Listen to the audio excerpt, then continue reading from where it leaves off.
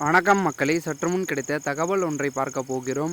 உடம்பு நல்லாதானே இருக்கு, உழைச்சி சாப்பிடலாமே. பிரபல நடிகையை வெளுத்து விட்ட பிரேமலதா விஜயகாந்த்.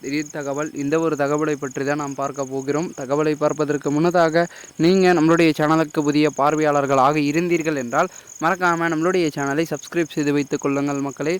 தற்பொழுது இருந்தாலும் மறைந்தாலும் பேர் சொல்ல வேண்டும், இவர் போல் யார் என்று ஊர் சொல்ல வேண்டும். இது மக்கள் திலகம் எம்ஜிஆருக்காக எழுதப்பட்ட வரிகள். அது 100க்கு 100% பொருந்தியது. அவருக்கு அடுத்து கேப்டன் விஜயகாந்த் தான். விஜயகாந்த் பொறுத்த மட்டிலும் அவர் மறைந்த கிட்டத்தட்ட 8 மாதங்கள் கடந்து விட்ட நிலையில் இன்று வரை அவரை பற்றி யாராவது ஒருவர் எங்கோ ஒரு மூலையில் பேசிக்கொண்டு தான் இருக்கிறார்கள். கொடுத்து சிவந்த கரங்கள் என்று கேள்விப்பட்டிருப்போம். அதற்கு உண்மைத்தான உதாரணம் கேப்டன் தான். உதவி என்று கேட்டு வருபவர்களுக்கு கேப்டன் முடியாது என்று சொன்ன நாள் கிடையாது.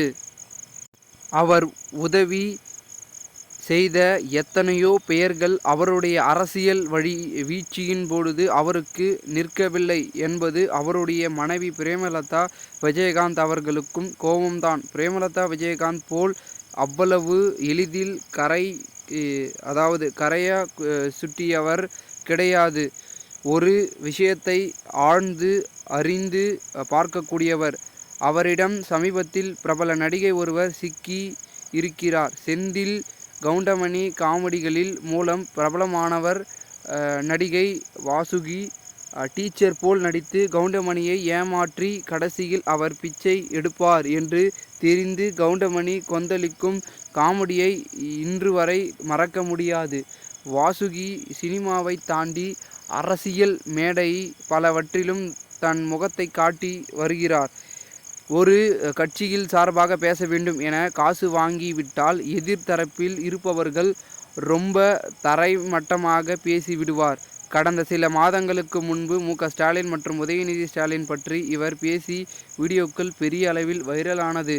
விஜயகாந்த் மறைந்தபொழுது தன் சொந்த ஊரிலிருந்து 3000 ரூபாய் கடன் வாங்கி வந்து அவருடைய இறுதி அஞ்சலியில் கலந்து கொண்டதாகவும் ரொம்பவும் கதறி அழுததாகவும் சொல்லியிருந்தார் வாசுகி. அதன் பின்னர் வாசுகி விஜயகாந்த் வீட்டிற்கு சென்றிருக்கிறார்.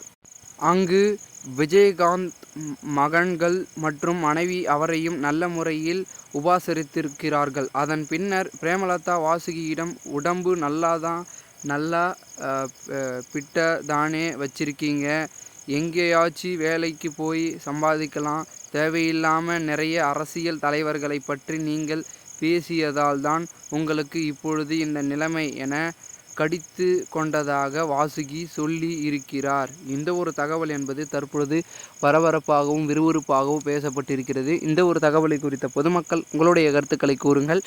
நன்றி, வணக்கம்.